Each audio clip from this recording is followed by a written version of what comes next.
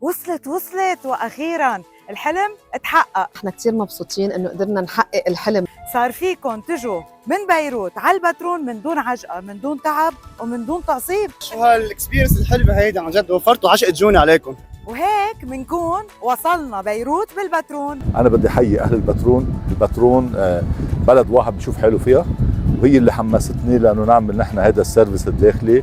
كل جمعة وسبت وأحد رح نعمل تريبس على بترون، وكل تانيين عملنا ديبارتشر لللاذقية ولا ميرسين بتركيا، ورجع الخميس. كان بإمكاننا نأجل سيارة نطلع على التاكسي أو أي شيء، بس قلنا لا نجرب شيء جديد وياكم بالباخرة. كانت رحلة كلش مميزة. كمان عم تعمل تجربة بالبحر، يشوفوا الكوست اللبناني الحلو، والمنظر كتير حلو.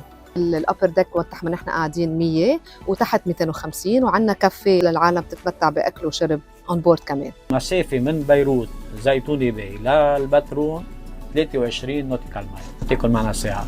سيفتي فاميلي كثير مرتبة. أهم شيء هو السيفتي والاستمتاع تبعهم، يعني كمان العالم عم تطلع توقف برا لأنه عم بتصور الساحل اللبناني من بيروت للبترون. اكيد نحن فيري بوت نظامها مثل الطياره بس ما وايدر ومور لاكجيريوس اكثر، وعم نحاول نتبع نفس النظام اللي اتبعناه على الاورينت كوين.